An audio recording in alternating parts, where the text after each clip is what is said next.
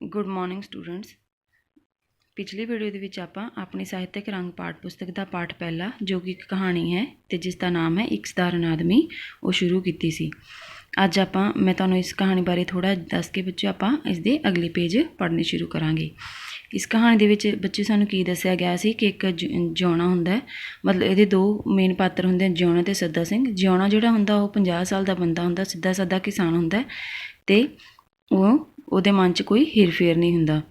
ਫਸਲ ਵੇਖ ਕੇ ਉਹਨੂੰ ਖੁਸ਼ੀ ਹੁੰਦੀ ਹੈ ਅਤੇ ਝੱਖੜ ਵੇਖ ਕੇ ਉਹ ਉਦਾਸ ਹੋ ਜਾਂਦਾ ਅਤੇ ਪੁਲਿਸ ਤੋਂ ਉਹਨਾਂ ਨੂੰ ਬਹੁਤ ਡਰ ਲੱਗਦਾ ਹੈ। ਅਤੇ ਇਸ ਦੇ ਉਲਟ ਜਿਹੜਾ ਸੱਦਾ ਸਿੰਘ ਹੁੰਦਾ ਸਰੀਰ ਦਾ ਤਕੜਾ ਹੁੰਦਾ ਅਤੇ ਉਹ ਪਹਿਲਵਾਨੀ ਵਾਲਾ ਉਹਦਾ ਸਰੀਰ ਹੁੰਦਾ, ਕਿਉਂਕਿ ਉਹਨੇ ਪਹਿਲਾਂ ਪਹਿਲਵਾਨੀ ਵੀ ਕੀਤੀ ਹੁੰਦੀ ਹੈ। ਗੁੱਸੇ ਵਾਲਾ ਹੁੰਦਾ, ਉਹ ਚੱਲਦਾ ਕੰਮ ਖੜਾਉਣ ਵਾਲਾ ਹੁੰਦਾ ਅਤੇ ਪੀਲੀ ਪੱਗ ਉਹ ਹਮੇਸ਼ਾ ਬੰਨ੍ਹ ਕੇ ਰੱਖਦਾ ਅਤੇ ਤਾਕਤ ਦਾ ਉਹਨੂੰ ਆਪਣੀ ਦਾ ਬਹੁਤ ਮਾਣ ਹੁੰਦਾ। ਅਤੇ ਇਸ ਤਰ੍ਹਾਂ ਜਿਉਣਾ ਹੁੰਦਾ ਜਿਹਨੇ ਕਦੇ ਮਤਲਬ ਸਿੱਧਾ ਸਾਦਾ ਬੰਦਾ ਉਸਨੇ ਕਦੇ ਕੁੱਤੇ ਦੇ ਵੀ ਸੋਟੀ ਨਹੀਂ ਮਾਰੀ ਹੁੰਦੀ, ਪਰ ਇੱਕ ਅਚਾਨਕ ਉਸ ਤੋਂ ਕਿਸੇ ਦਾ ਕਤਲ ਹੋ ਜਾਂਦਾ। ਕਿਹਦਾ ਕਤਲ ਹੋ ਜਾਂਦਾ ਹੈ ਉਹ ਆਪਾਂ ਕਹਾਣੀ 'ਚ ਅੱਗੇ ਪੜ੍ਹਾਂਗੇ। ਅਤੇ ਮਤਲਬ ਇਸ ਤਰ੍ਹਾਂ ਦੱਸਦੇ ਆ ਕਿ ਵਿਸਾਖ ਦਾ ਮਹੀਨਾ ਹੁੰਦਾ ਅਤੇ ਜਿਹੜਾ ਕਣਕਾਂ ਵੱਢੀਆਂ ਗਈਆਂ ਹੁੰਦੀਆਂ ਅਤੇ ਕਮਾਦਾਂ ਉੱਤੇ ਗੰਢਿਆਂ ਨੂੰ ਪਾਣੀ ਦੇਣ ਦੇ ਦਿਨ ਸਨ। ਇਸ ਤਰ੍ਹਾਂ ਜਿਹੜਾ ਜਿਉਣਾ ਹੁੰਦਾ ਬਲਦ ਖੋਲ੍ਹ ਕੇ ਆਪਣੇ ਹਿੱਸਾਂ ਵਾਲੇ ਖੂਹ 'ਤੇ ਕਮਾਦ ਸਿੰਜਣ ਆ ਗਿਆ, ਪਾਣੀ ਦੇਣ ਵਾਸਤੇ ਆ ਜਾਂਦਾ ਉਹ।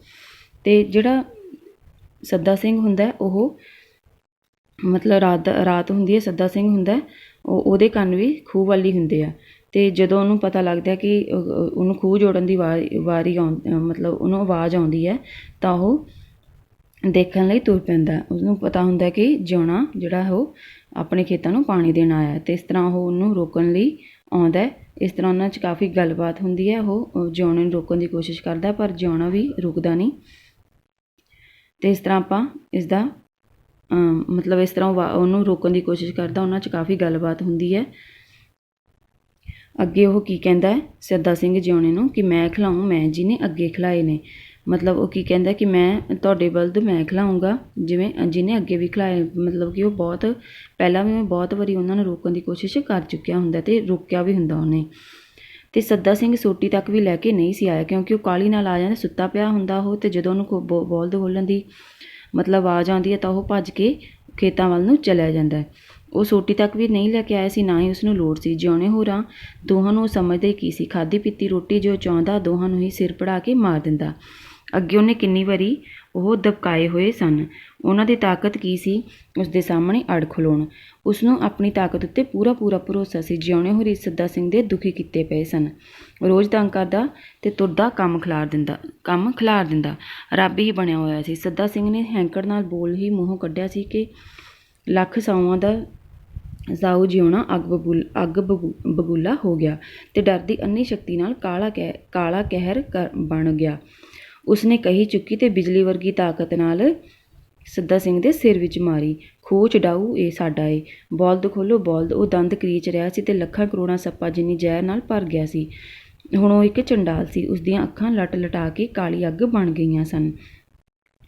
ਕਹੀ ਵੱਜਣ ਸਾਰ ਹੀ ਸੱਦਾ ਸਿੰਘ ਘਮੇਟਣੀ ਖਾ ਕੇ ਧਰਤੀ ਉੱਤੇ ਡਿੱਗ ਪਿਆ। ਪਾਣੀ ਵੀ ਉਸ ਮੰਗਿਆ ਨਹੀਂ, ਉਸਦਾ ਸਰੀਰ ਖਰਬੂਜੇ ਵਾਂਗੂ ਫਾਂਕ ਹੋ ਗਿਆ ਸੀ।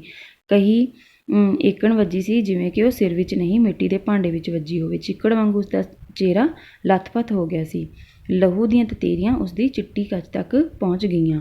ਇੱਕ ਪਲ ਲਈ ਜਿਉਣੇ ਨੂੰ ਅੰਤਾਂ ਦੀ ਤਸੱਲੀ ਹੋਈ। ਉਸਦਾ ਮਨ ਖੁਸ਼ ਸੀ, ਪਰ ਅਗਲੇ ਪਲ ਹੀ ਇਹ ਤਸੱਲੀ ਛਾਈ-ਮਾਈ ਹੋਣ ਲੱਗੀ। ਉਸਨੂੰ ਆਸ ਹੀ ਨਹੀਂ ਸੀ ਕਿ ਉਸ ਤੋਂ ਇਹ ਹੋ ਜਾਵੇਗਾ। ਉਸਨੇ ਕਹੀ ਸੱਦਾ ਸਿੰਘ ਨੂੰ ਮਾਰਨ ਲਈ ਨਹੀਂ ਮਾਰੀ ਸੀ, ਸਹਿਜ ਸੁਭਾਈ ਮਾਰੀ ਸੀ, ਧੌਲ ਵਾਂਗ ਜਾਂ ਧੱਫੇ ਵਾਂਗ। ਪਰ ਉਹ ਏਕਣ ਵੱਜੀ ਕਿ ਸੱਦਾ ਸਿੰਘ ਮਰ ਗਿਆ ਅਤੇ ਧਰਤੀ ਉੱਤੇ ਡਿੱਗ ਪਿਆ। ਹੁਣ ਉਹ ਮਰਿਆ ਪਿਆ ਸੀ। ਜਿਉਣਾ ਇੱਕ ਸਿੱਧਾ ਸਾਦਾ ਅਤੇ ਸਧਾਰਨ ਜੱਟ ਸੀ। ਹੇਰ ਫੇਰ ਜਾਂ ਲੱਗ ਲਗਾਓ ਉਸ ਨੂੰ ਨਹੀਂ ਆਉਂਦੇ ਸਨ। ਮੀਂਹ ਦੀ ਸੁੱਚੀ ਕਣੀ ਵਾਂਗ ਜਿਹੜੀ ਅਜੇ ਅੰਬਰ ਦੇ ਵਿਚਕਾਰ ਹੀ ਖੜੀ ਹੁੰਦੀ ਹੈ, ਉਸਦਾ ਦਿਲ ਪਵਿੱਤਰ ਸੀ। ਉਸਨੂੰ ਇਹੋ ਪਤਾ ਸੀ ਕਿ ਅੰਨ ਪੈਦਾ ਕਰਨ ਲਈ ਹਲ ਕਿਵੇਂ ਵਾਹਣਾ ਜਾਂ ਗੋਡੀ ਕਿਵੇਂ ਕਰਨੀ ਹੈ। ਫਸਲ ਉੱਗੀ ਦੇਖ ਕੇ ਉਹ ਖੁਸ਼ ਹੋਣ ਵਾਲਾ ਅਤੇ ਝੱਖੜ ਝਾਂਜਾ ਵੇਖ ਕੇ ਉਹ ਦੁਖੀ ਹੋਣ ਵਾਲਾ ਸੀ। ਜੇ ਕੋਈ ਦੁੱਖ ਜਾਂ ਸੁੱਖ ਹੁੰਦਾ ਤਾਂ ਵਾਹਿਗੁਰੂ ਨੂੰ ਯਾਦ ਕਰਦਾ। ਝਗੜੇ ਅਤੇ ਲੜਾਈ ਫਸਾਦ ਉਸਨੂੰ ਬੁਰੇ ਲੱਗਦੇ ਸਨ। ਜਿੱਥੋਂ ਤੱਕ ਹੁੰਦਾ ਉਹ ਇਹਨਾਂ ਗੱਲਾਂ ਤੋਂ ਦੂਰ ਰਹਿੰਦਾ, ਕਿਉਂਕਿ ਉਸਨੂੰ ਪਤਾ ਸੀ ਕਿ ਝਗੜਾ ਬੁਰਾ ਹੁੰਦਾ ਹੈ, ਲੜਾਈ ਦਾ ਮੂੰਹ ਕਾਲਾ ਹੈ। ਜਿੱਥੇ ਲੜਾਈ ਹੁੰਦੀ ਹੈ ਘੜੇ ਪਾਣੀ ਨਹੀਂ ਰਹਿੰਦਾ। ਘੜੇ ਪਾਣੀ ਨਹੀਂ ਰਹਿੰਦਾ ਮਤਲਬ ਕੁਝ ਨਹੀਂ ਬਚਦਾ। ਜਿੱਥੇ ਜਿਉਣਾ ਲੜਾਈ ਤੋਂ ਜਾਂ ਹੋਰ ਗੱਲਾਂ ਤੋਂ ਡਰਦਾ ਸੀ, ਉੱਥੇ ਉਸਨੂੰ ਪੁਲਿਸ ਤੋਂ ਵੀ ਬਹੁਤ ਡਰ ਲੱਗਦਾ ਸੀ। ਉਸਨੇ ਸੁਣਿਆ ਹੋਇਆ ਸੀ ਕਿ ਪੁਲਿਸ ਬੁਰੀ ਹੁੰਦੀ ਹੈ। ਸੱਚੇ ਤੇ ਝੂਠੇ ਨੂੰ ਵੀ ਪੁਲਿਸ ਨਹੀਂ ਦੇਖਦੀ। ਪੁਲਿਸ ਲਈ ਸੱਚਾ ਤੇ ਝੂਠਾ ਇੱਕ ਬਰਾਬਰ ਹੈ। ਫਿਰ ਉਸਨੂੰ ਪਤਾ ਸੀ ਪੁਲਿਸ ਜਦੋਂ ਕੁੱਟਦੀ ਹੈ ਤਾਂ ਮੱਕੀ ਵਾਂਗੂ ਕੁੱਟਦੀ ਹੈ। ਮਾਰ ਕੇ ਆਦਮੀ ਦੇ ਹੱਡ ਭੰਨੇ ਜਾਂਦੇ ਤੇ ਫੂਸ ਉਡਾਏ ਜਾਂਦੇ ਹਨ। ਮੰਜੇ ਹੇਠਾਂ ਦਾ ਹੱਥ ਦੇ ਕੇ ਉੱਤੇ ਬੰਦੇ ਬੈਠਦੇ ਤੇ ਉਸਨੂੰ ਦੁੱਖ ਦਿੰਦੇ ਹਨ। ਕਦੇ ਮੰਜਾ ਲਾਉਂਦੇ ਤੇ ਕਦੇ ਉਸਦੇ ਕੇਸ ਬਣ ਕੇ ਛੱਤ ਨਾਲ ਟੰਗ ਦਿੰਦੇ ਹਨ। ਪੈਰਾਂ ਦੀਆਂ ਤਲੀਆਂ ਵਿੱਚ ਬੈਂਤ ਮਾਰੇ ਜਾਂਦੇ ਹਨ ਤੇ ਨਹੁੰਆਂ ਵਿੱਚ ਸੂਈਆਂ ਜਾਂ ਪਿੰਨ ਚੋਭੇ ਜਾਂਦੇ ਹਨ। ਬੱਕਰਾ ਵੀ ਕਸਾਈ ਕੋਲ ਇੰਨਾ ਦੁਖੀ ਨਹੀਂ ਹੁੰਦਾ ਜਿੰਨਾ ਬੰਦਾ ਪੁਲਿਸ ਕੋਲ। ਖੂਹ ਤੋਂ ਥੋੜ੍ਹੀ ਦੂਰ ਹੀ ਇੱਕ ਕਣਕ ਦਾ ਖਲਵਾੜਾ ਸੀ। ਜਿਉਣਾ ਉੱਥੋਂ ਦੌੜਿਆ ਤੇ ਕਣਕ ਦੇ ਖਲਵਾੜੇ ਵਿੱਚ ਪਾਰ ਆਉਣ ਲਈ ਲੁਕ ਗਿਆ। ਇੱਥੇ ਉਹ ਮਹਿਫੂਜ਼ ਸੀ, ਕੋਈ ਨਹੀਂ ਸੀ ਦੇਖਦਾ।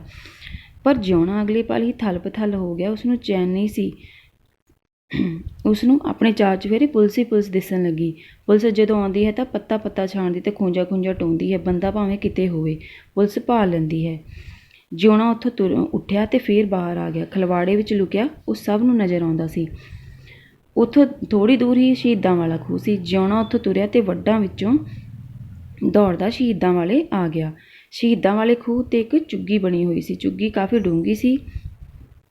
ਚੁੱਗੀ ਕੀ ਹੁੰਦੀ ਹੈ? ਹੌਂਦੀ ਜਾਂ ਦੁਪੱਚਾ। ਕਿ ਜਿਉਣਾ ਉੱਥੇ ਤੁਰਿਆ ਤੇ ਵੱਡਾਂ ਵਿੱਚ ਦੌੜਦਾ ਸ਼ਹੀਦਾਂ ਵਾਲੇ ਆ ਗਿਆ। ਸ਼ਹੀਦਾਂ ਵਾਲੇ ਖੂਹ 'ਤੇ ਇੱਕ ਚੁੱਗੀ ਬਣੀ ਹੋਈ ਸੀ।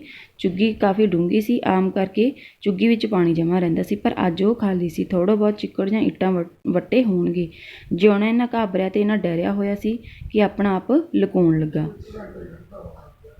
ਲੁਕਾਉਣ ਲਈ ਉਹ ਚੁੱਗੀ ਵਿੱਚ ਹੀ ਬਹਿ ਗਿਆ ਤੇ ਚੁੱਗੀ ਵਿੱਚ ਹੀ ਪੂਰੀ ਤਰ੍ਹਾਂ ਮਹਿਫੂਜ਼ ਸਮਝਣ ਲੱਗ ਪਿਆ। ਹਾਲਾਂਕਿ ਗਲਤ ਸੀ। ਚੁੱਗੀ ਵਿੱਚ ਬੈਠਾ ਬੰਦਾ ਸਾਫ਼ ਨਜ਼ਰ ਆਉਂਦਾ ਸੀ। ਆਦਮੀ ਦੇ ਨਹਾਉਣ ਲਈ ਹੀ ਚੁੱਗੀ ਬਣੀ ਹੋਈ ਸੀ। ਬਹੁਤ ਡੂੰਘੀ ਨਹੀਂ ਸੀ। ਪਰ ਜਿਉਣਾ ਚੁੱਗੀ ਵਿੱਚ ਵੀ ਥਲ-ਪਥਲ ਹੋਣ ਲੱਗਾ। ਇਹ ਵੀ ਠੀਕ ਨਹੀਂ ਸੀ। ਇੱਥੇ ਵੀ ਉਹ ਲੁਕਿਆ ਹੋਇਆ ਜਾਂ ਮਹਿਫੂਜ਼ ਨਹੀਂ ਸੀ।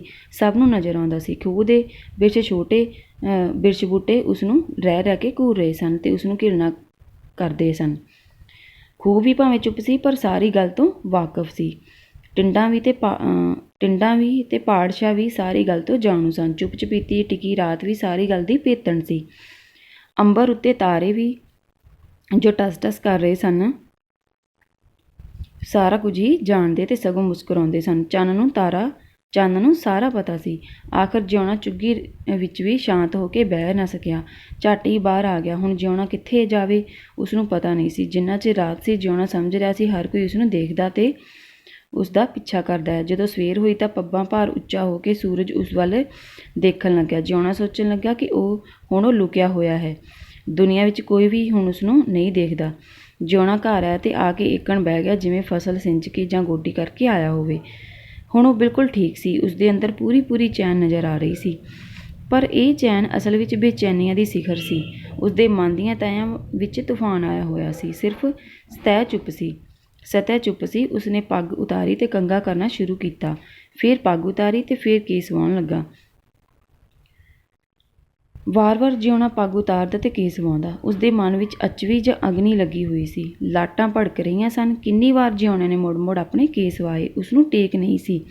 ਪਾਰੇ ਵਾਂਗ ਉਸਦਾ ਮਨ ਅਸ਼ਾਂਤ ਜਾਂ ਵਿਆਕੁਲ ਸੀ। ਜਿਉਣਾ ਰੋਟੀ ਖਾਣ ਲੱਗਾ। ਪੈਰਾਂ ਭਾਰ ਬੈਠਾ ਉਹ ਏਕਣ ਰੋਟੀ ਖਾਂਦਾ ਸੀ ਜਿਵੇਂ ਹੁਣ ਉਹ ਇੱਥੇ ਨਹੀਂ, ਹੋਰ ਹੀ ਦੁਨੀਆ ਵਿੱਚ ਸੀ। ਬਟਰ ਤੱਕਦਾ ਉਹ ਆਪਣੇ ਮੂੰਹ ਵਿੱਚ ਅਲ-ਪਟਲ ਬੁਰਕੀਆਂ ਪਾ ਰਿਹਾ ਸੀ। ਉਸਦੀਆਂ ਅੱਖਾਂ ਆਂਡਿਆਂ ਵਾਂਗੂ ਗਲੀ ਵੱਲ ਲਿਸ਼ਕ ਰਹੀਆਂ ਸਨ। ਇਸ ਤਰ੍ਹਾਂ ਆਪਾਂ ਇਸਦੀ ਅੱਗੇ ਦੀ ਕਹਾਣੀ ਨੈਕਸਟ ਵੀਡੀਓ ਦੇ ਵਿੱਚ ਪੜ੍ਹਾਂਗੇ। ਤੇ ਇਸ ਤਰ੍ਹਾਂ ਬੱਚਿਓ, ਤੁਸੀਂ ਇਸਦੇ ਜਿਹੜੇ ਆਪਾਂ 3 ਪੇਜ ਪੜ੍ਹੇ ਹਨ, ਇਹਨਾਂ ਨੂੰ ਚੰਗੀ ਤਰ੍ਹਾਂ ਪੜ੍ਹ ਕੇ ਇਹਨਾਂ ਦੇ ਜਿਹੜੇ ਔਖੇ ਸ਼ਬਦਾਂ ਦੇ ਅਰਥ ਦਿੱਤੇ ਹਨ ਉਹ ਤੁਸੀਂ ਆਪਣੀ ਕਾਪੀ 'ਤੇ ਲਿਖਣੇ ਹਨ। ਧੰਨਵਾਦ।